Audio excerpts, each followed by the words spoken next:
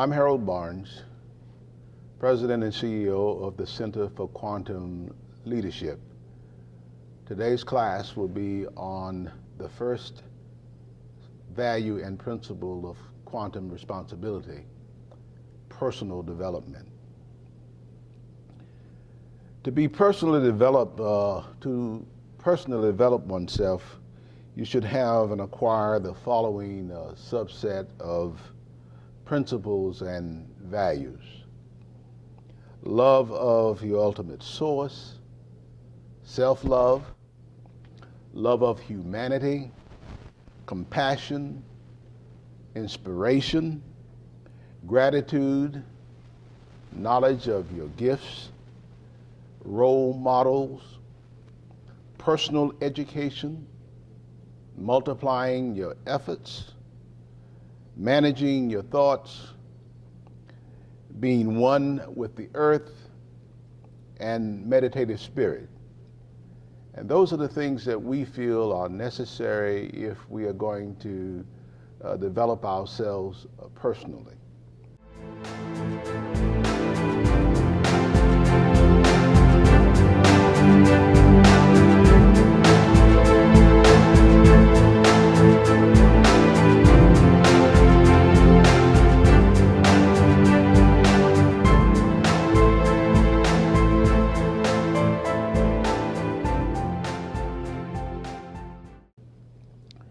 And let me talk about the first of these, which is love of your ultimate source. By ultimate source, we mean whatever you call your God. If you are a Christian, that might be Jesus the Christ. If you are a Jew, it may be the God of Abraham, the God of Isaac, and the God of Jacob. If you are Muslim, it may be Allah, and so forth and so on. There are hundreds of religions across the world. But whatever you call your ultimate source, whatever your ultimate concern is, then that is, in fact, your God. So loving that source also means loving yourself, because in the main, most of the Western religions teach that God is love. And so if you love yourself, your fellow man, and others, then you also love your ultimate source.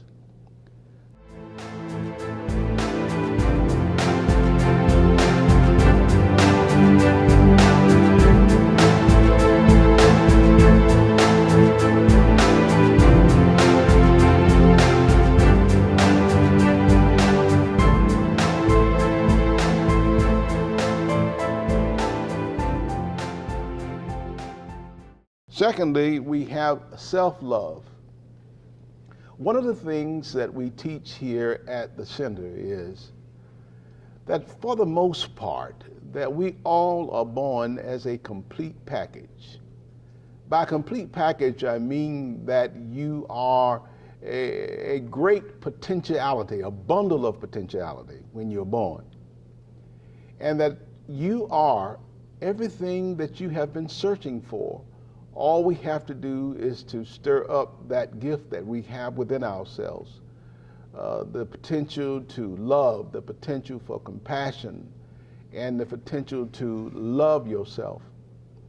Now, based upon things that happen to us in our lifetime, we find that we may not love ourselves as much. Some of you may have been sexually molested. Others may have been injured in other ways, both verbally or otherwise. Some may have received a stigma when you were in school that you did not learn fast. You may have suffered from attention deficit disorder, or you may have had many other kinds of maladies that prevented you from reaching your greatest potential. And when those things happen, we have to look within ourselves to, sometimes through affirmations, sometimes through other means, to rediscover who we are. And when you are able to do that, and you will be able to do it once you complete our full course of quantum responsibility, you will be able to rediscover yourself. And some of us discovering our first selves, our best self for the very first time. And that happens. But remember that you look within yourself. You were born a bundle of potentialities, and you look within yourself to stir up that gift, that potential that you have. Some of us spend most of our lives looking well beyond the scope of who we are for someone to wave a magic wand or to say to us that we're going to be all right or we're going to be successful. But the reality is that most of us, when we're born, that we have the complete package, and we have to discover within ourselves the love that we have for ourselves, and we have to stir up that love, because it is difficult to give to someone else what you do not have for yourself. If you don't know how to love you, it is very difficult to love someone else. Even the good book tells us, love your neighbor as yourself. That statement presupposes that you love yourself. And if you don't know how, if your esteem for yourself is low, or if someone told you or mocked you when you were a child that you will never be anything, that you will never amount to much, sometimes you grow up believing those things. But I say to you today that through this concept of reviewing and massaging and taking in these principles and values, that you will be able to change your life and take your rightful place in the world by, one, showing love for yourself, by understanding that you have a great care and concern for who you are, you respect who you are, you love and embrace who you are, and then you can exhibit and give that love to someone outside of yourself.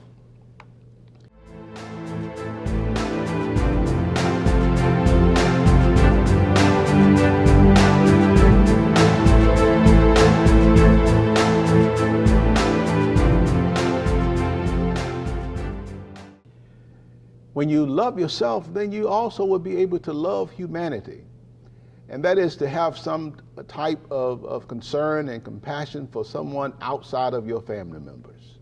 When you hear of people in different countries who are suffering from hunger and strife and war, and been the victims of a volcano or a flood or a hurricane or a tsunami or a nuclear meltdown in many countries, then you should be in a position that even though they are different from you, they may not look like you, they may not speak the same language, they may not live in the same country, but they too are an expression of God, and they too are a part of humanity just as you are.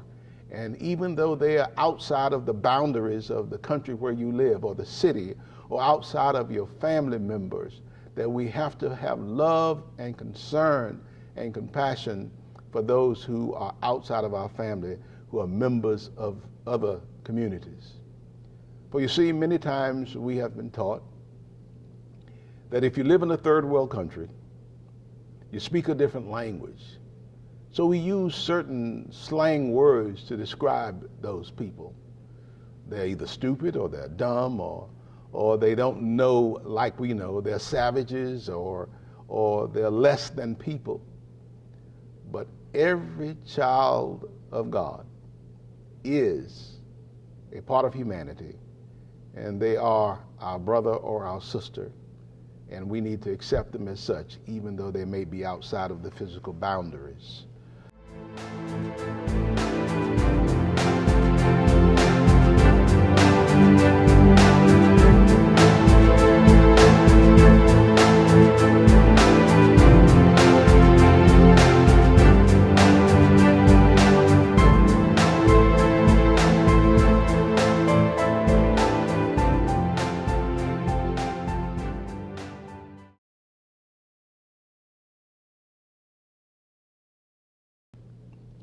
And then we have compassion.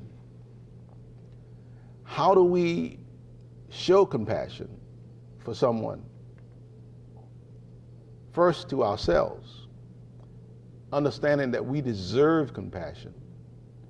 That even when you receive a compliment from someone, If you don't feel good about yourself, you've been trained to brush it off. If they say you look good or you look good in that dress, oh, this old thing. Or if they say that you have done something wonderful and you said, oh, that's all right, don't even worry about it. I didn't do anything. But when you have compassion for yourself first, then you understand that even though you may not think that you're perfect, you still deserve and should be willing to accept those complimentary things that people say to you, or those compassionate things that people do for you, and understand that you deserve them. Just as the rest of humanity, who are less fortunate than we are, deserve our compassion, not so much our pity, but our compassion, that strong care and concern for their situation, and a feeling that if I can help, then I am willing to help that person, even though they are not members of my own family. And then there is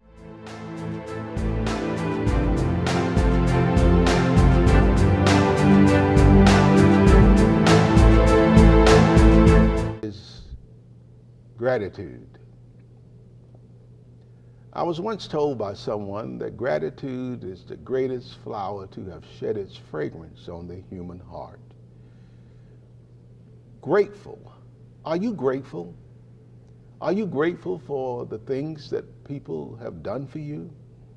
Are you grateful for those who you don't even like, but they have done something in your life that caused you to be where you are? Let me tell you one of the things I'm grateful for. I'm grateful for my enemies that make me uncomfortable. People who say things about me that may or may not be true, but I don't like to hear them. People who point out to me my shortcomings when I don't want to know about them. For it is your enemies and those who make you uncomfortable who are your greatest teachers. For they teach you what you lack yet in terms of achieving that level of evolution as a human being, where you do not live by negative ego, but you live by every word that proceedeth out of the mouth of humanity, and those who care for you and those who do not care for you, because there is something to be learned from all of those situations. So learn to be grateful for your enemies.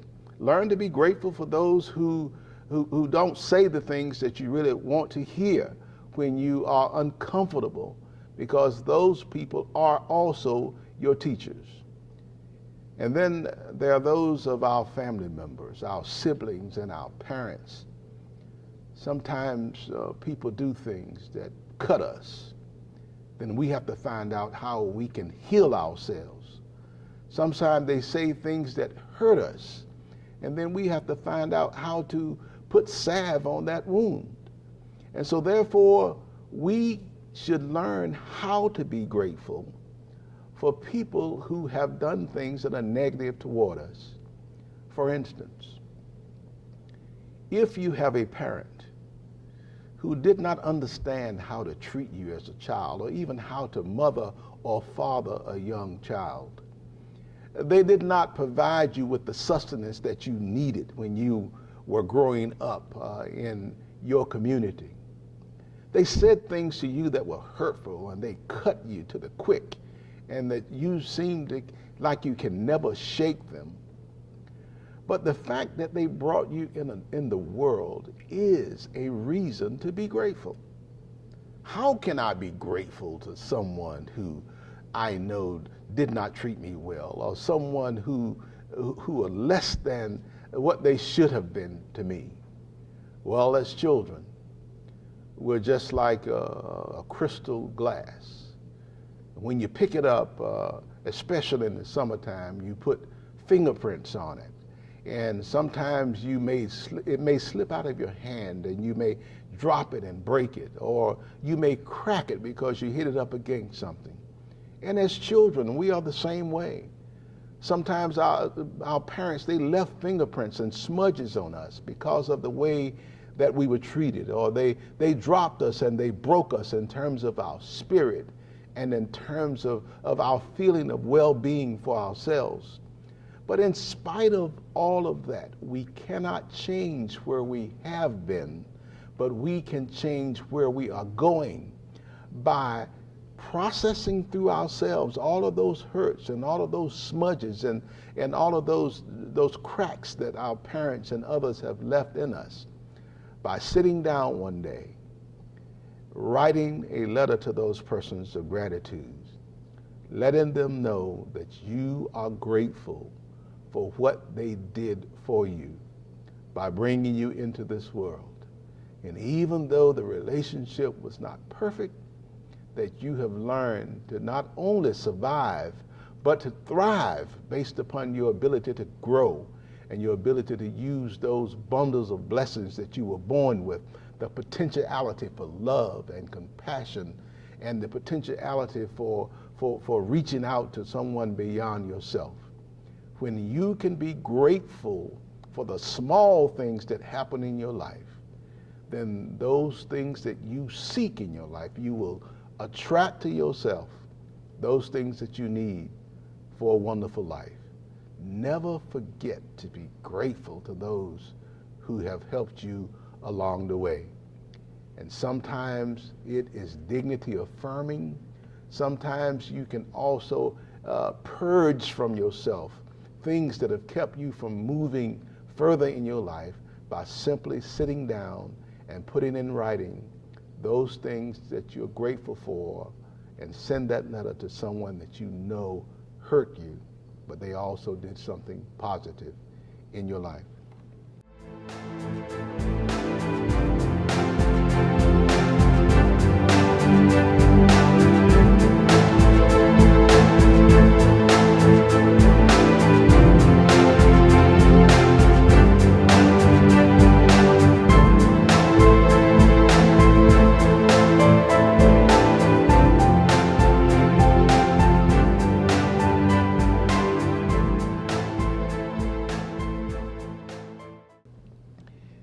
And then we have knowledge of gifts. All of us are born with something that is uniquely us, that we can do better than most people in the world. The question is, how do I discover what my gifts are? And the best way to do that is to sit down with pen and paper.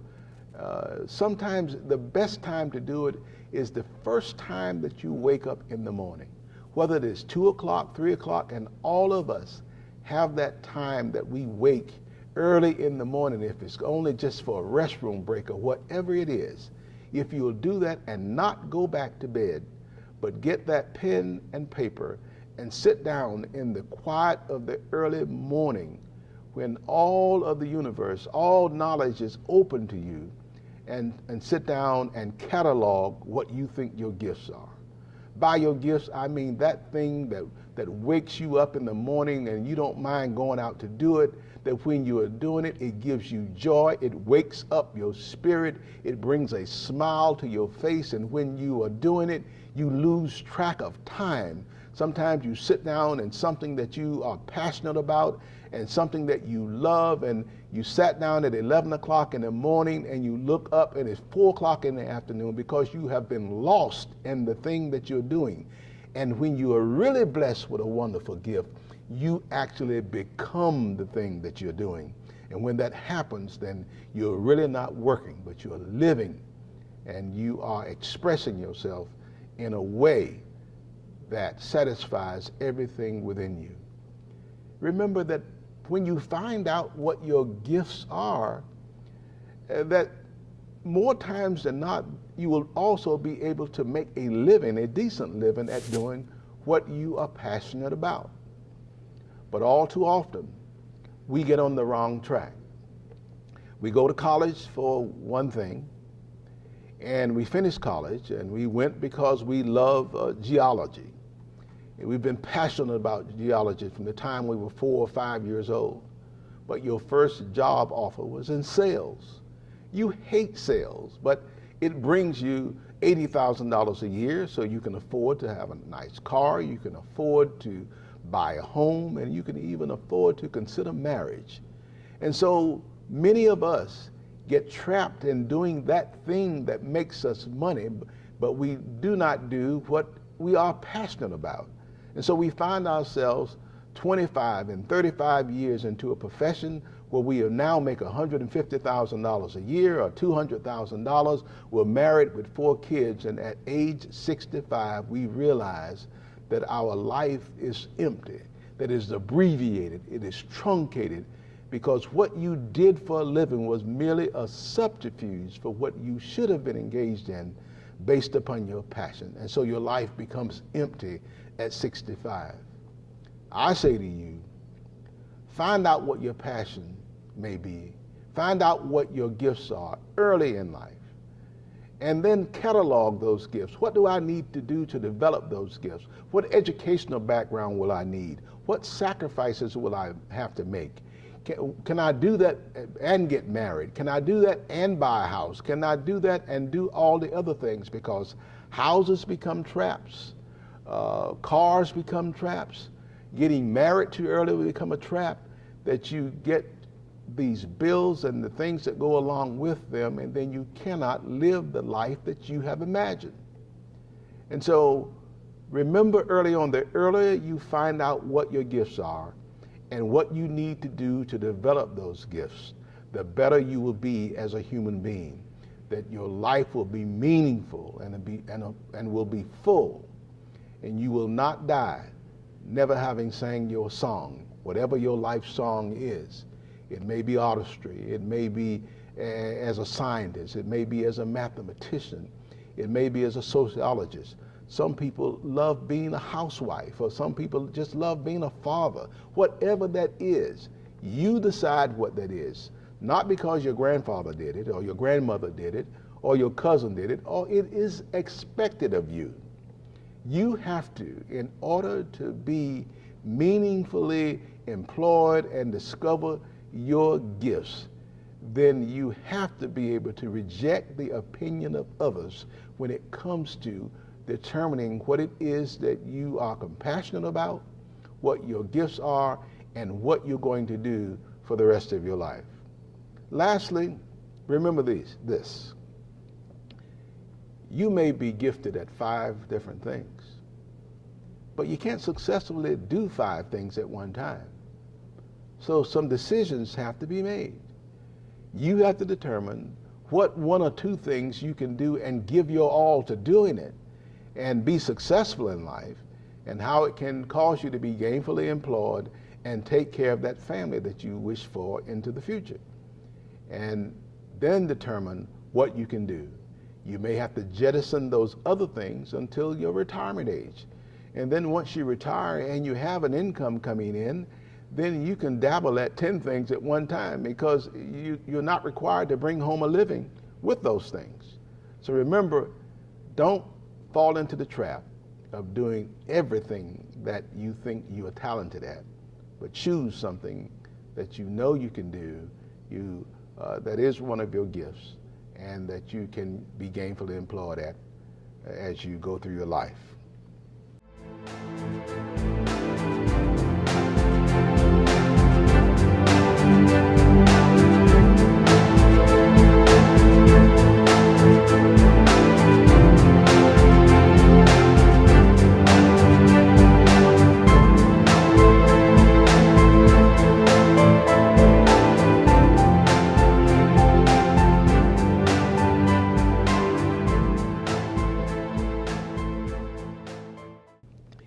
And then the next one, we have role models.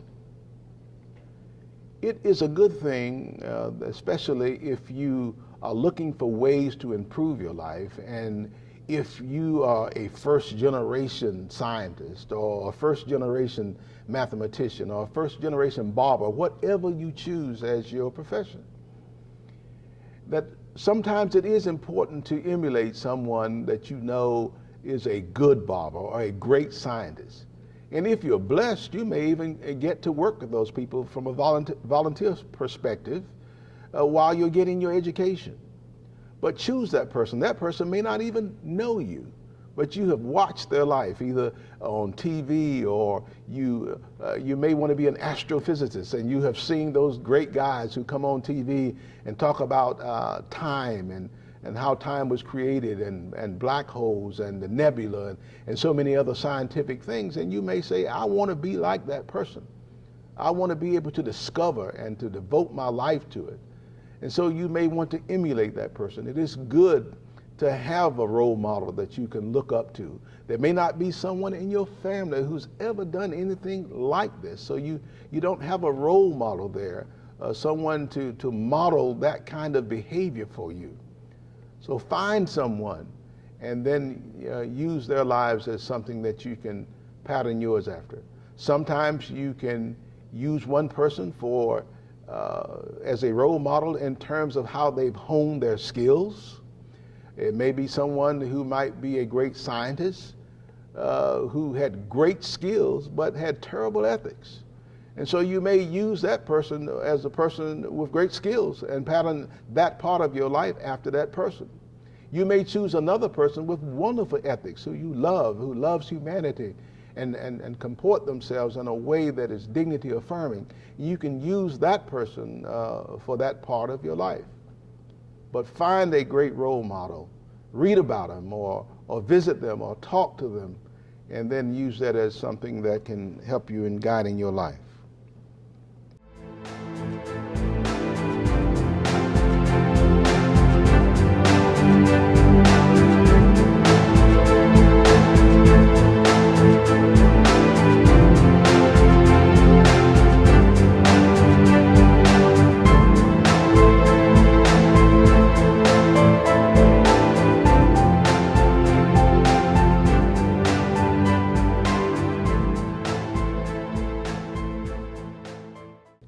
And next we have personal education. Remember, education is a lifelong journey from the time that you are conceived in the womb. You start learning. You learn new things about your parent-to-be. The parent-to-be learn new things about you. And yet that process continues until the time that you are born. In many Eastern cultures, when a child is born, the child is already 9 months old. And in Western cultures, of course, they don't start counting until the child is actually born. But they say that once you are conceived, that your life starts then. And so learning takes place. Sometimes it is verbal, sometimes you just listen, sometimes you just acquire by feel, by intuition, by taking it in many other ways. And so, but learning is a lifetime job. It can be things that you read, things that you observe, places that you go, things that you see. It could be a symphony. It could be a book signing. It could be getting a book and sitting in a corner reading for hours. Whatever it is your responsibility, and you cannot be fully accountable to yourself without continuing your education from the cradle to the grave. Developing a good personal library is very key, and reading things that not only things that you like to read, but things that will hold you in good stead in conversations with persons from all walks of life. And remember, you can learn something from everyone. You can learn things from people who don't speak your language. I have had the opportunity to travel approximately 3/4 of the way around the world in the last 40 years. And I recall many instances when I was in China, and you go out to the countryside and visit people in villages and whatnot. They did not speak the same language that I did, but I learned from them by watching them. And when you see a person cry and they're in pain or misery or they have suffered loss, it transcends any type of verbal communication. And it is a spiritual one at a much higher level, much as a dog hears at a higher frequency. Pain and suffering and love and those kind of things are conveyed through more than just verbal discussions, but through other spiritual ways. And so remember, don't forget that you have to tap into those ways of learning at the same time. The other thing is be skeptical. Understand this, that every encounter that you have, whether it is physical, psychological, emotional, or otherwise, it is a learning opportunity. Every negative thing that happens to you in your lifetime, see it for what it is, understand it, but also realize that it is an educational and a learning opportunity. Every good thing is a learning opportunity. Recently, I had a relative of mine who lost a job, and that person was very distraught about losing the job and was focused on the loss rather than the gain. Because remember, even when you're fired off of your job, it is a tremendous opportunity that forces you to take a fresh and a new look at your life and decide if you want to go in another direction. You may not have even been working in an area that you were satisfied with. So even in tragedy and in disappointments, there's an opportunity to learn something from that disappointment and to determine what the new direction you're going to travel as you move along in your lifetime. It is your responsibility to continually engage in a personal education and understand that it's not the school's responsibility, it's not your parents' responsibility, it's not the teacher's responsibility, it is yours. They just simply share in that responsibility by allowing you an opportunity to expand on what you really want to learn.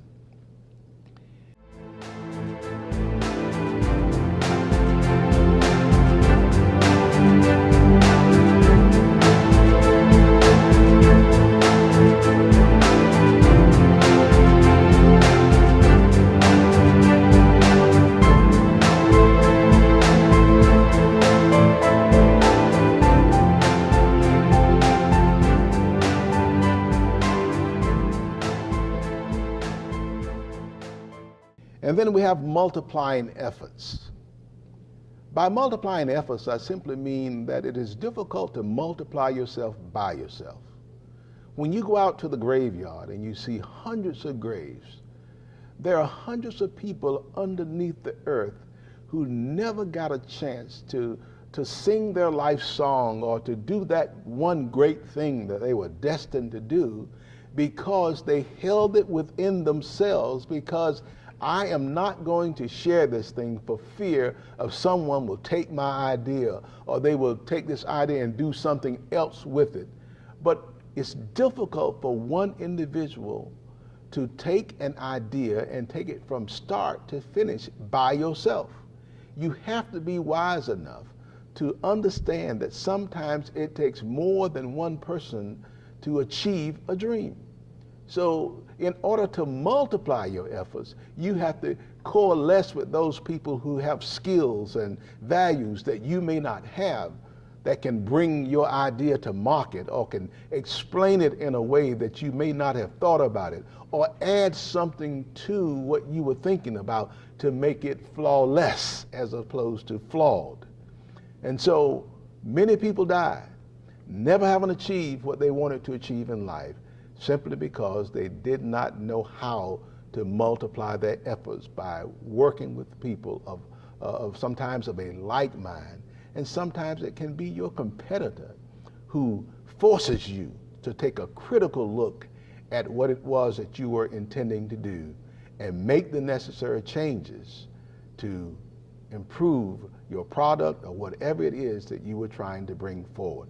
Remember, it is difficult to multiply yourself by yourself.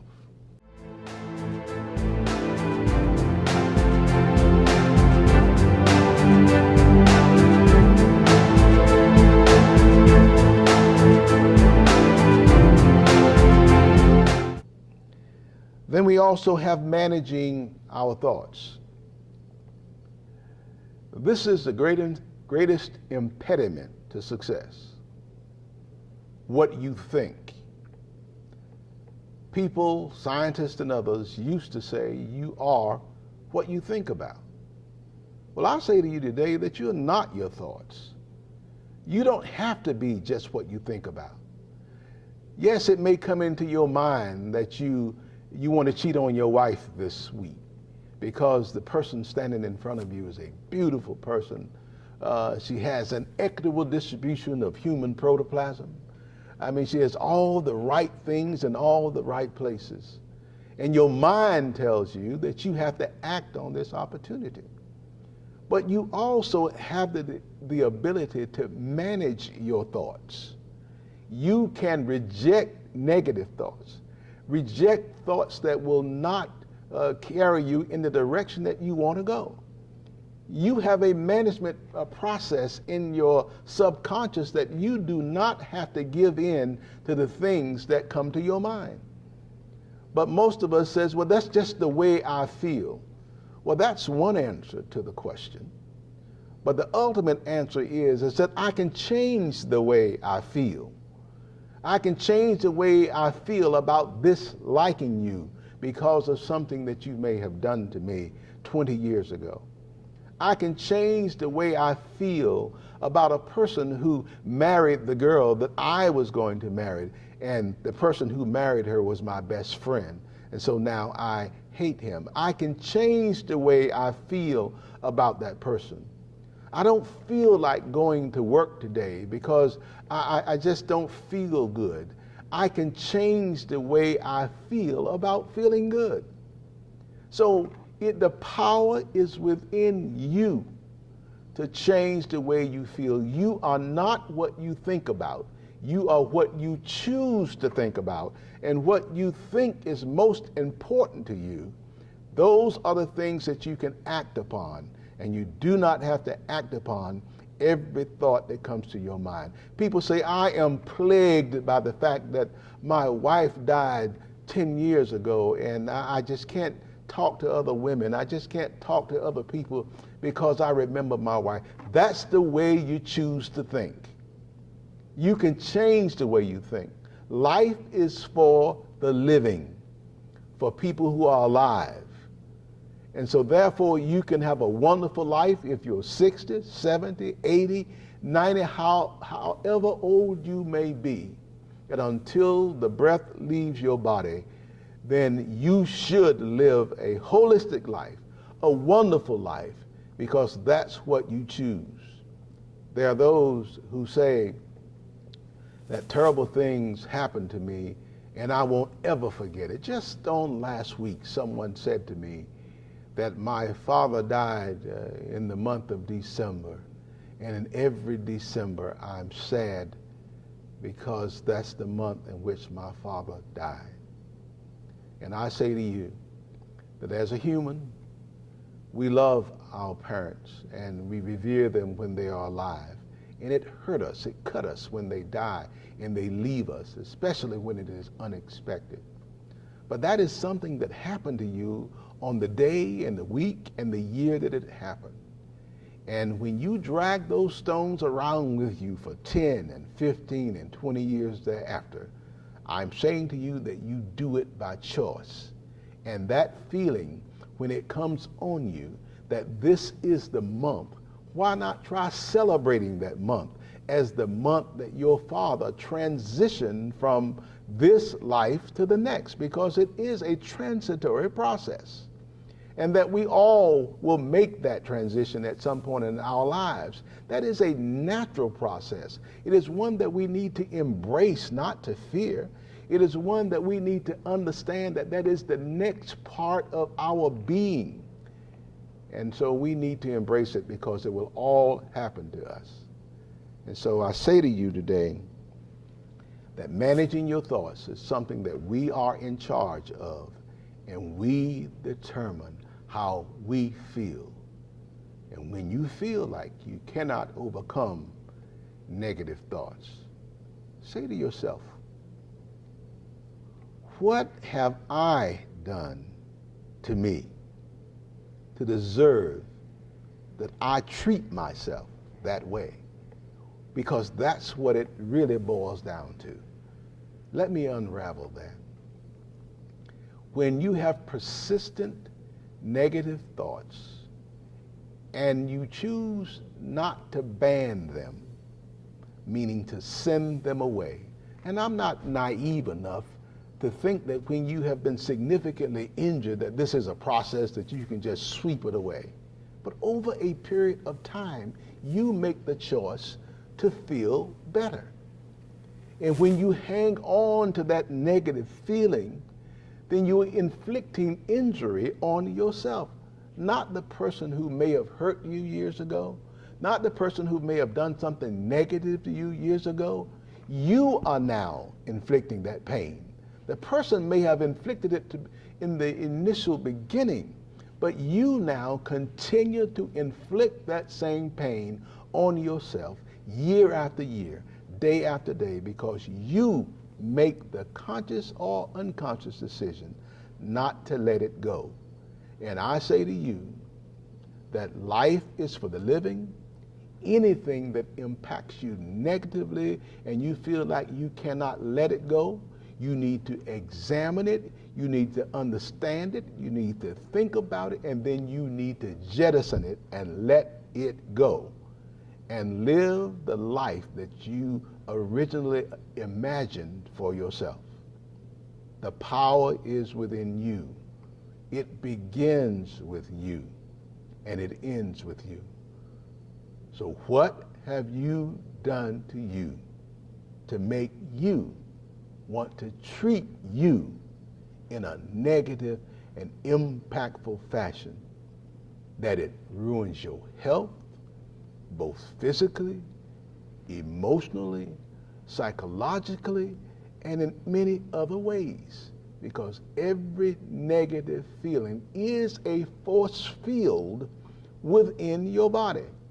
And it affects your blood pressure. It affects your heart rhythm. It affects your mind and everything that you do. Let it go and become the person that you always believed that you could become.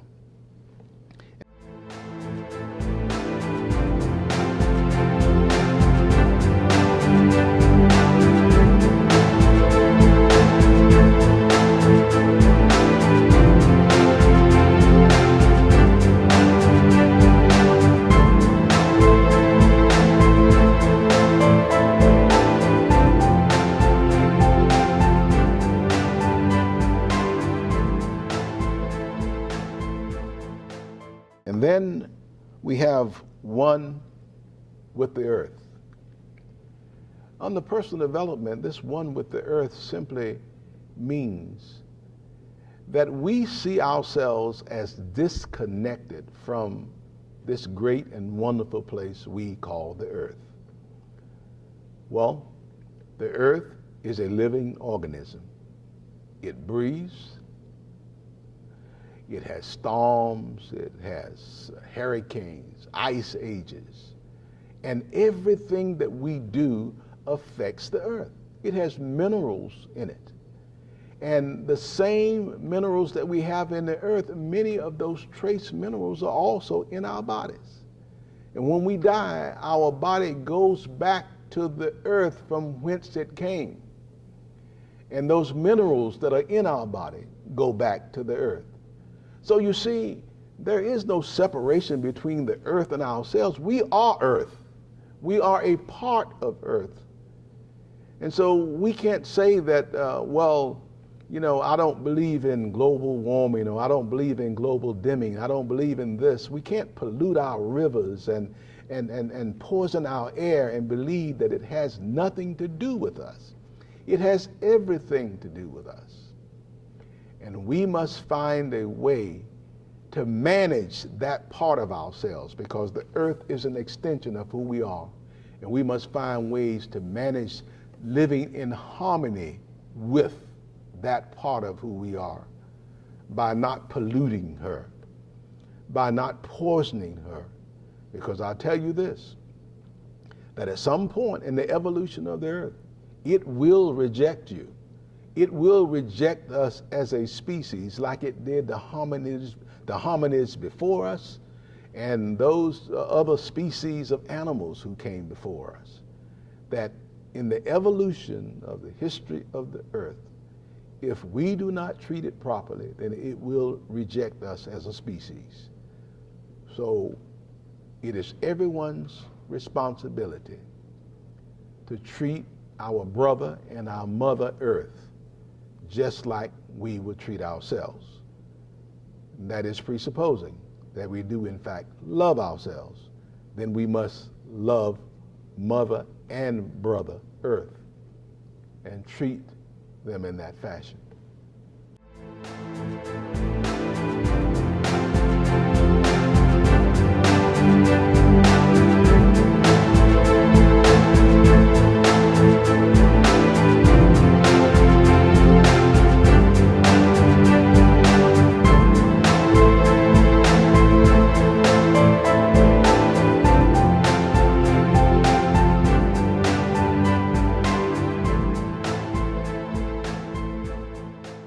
Under personal development,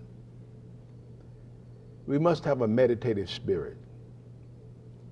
What I mean by that, I don't necessarily mean something religious. I mean that you have to find a way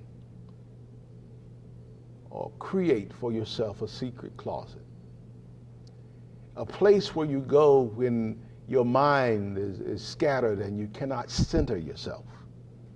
The question becomes then, how can I get back to my spiritual center where I am making quantumly responsible decisions, where I am accountable first to myself and then to others? And how can I do that when my whole life has been turned upside down? When I have either lost a loved one, or I just got fired, or I just learned that my taxes are much more than what I had anticipated, or my car just broke down, or my child was in an accident, or I lost a loved one. How can I center myself and make myself understand that all things work together for good for those who not only love the Lord, but those who are properly centered? What do I mean by all things work together for good? You don't understand. That was my cousin that passed away. What I'm saying to you is that death is simply an extension of life. Whether it is your cousin, or my cousin, or brother, or yours, or anyone else's, that is a part of living. And yes, because we are human, we feel bad about it when it happens. But when you have a meditative spirit, you can go into your secret closet, take a deep breath, recite mantras by meaning simply just to hold on to that something. For those who live in the East, it may be a hum. And for those who live in the West, it simply may be God is good. God is good. For those who live in Jerusalem, it may be, blessed art thou, O Lord, our God, who createth all life. My point being is whatever it takes to center you, find your place of quietness and center yourself and come back to the realization that you are an expression of God. And these things happen in our lives, but that is a part of who we are. It is a part of the world in which we live, and it is also a part of the plan of your ultimate source. Whether you call it Allah, the God of Abraham, the God of Isaac, the God of Jacob, whether you call it Jesus the Christ, or whether you call it simply God, it is a part of the plan that nothing lives until something dies. You can't even grow and ear a corn until you put a seed in the ground. Part of that seed dies and comes back and creates new life in a multiplied fashion. And so find a way to center yourself and realize that the key to life is simply this, is to be peaceful in the midst of chaos. You see, it's not been promised to us that we will not live in a chaotic situation, or we may not find ourselves in a chaotic job situation, in a chaotic life situation.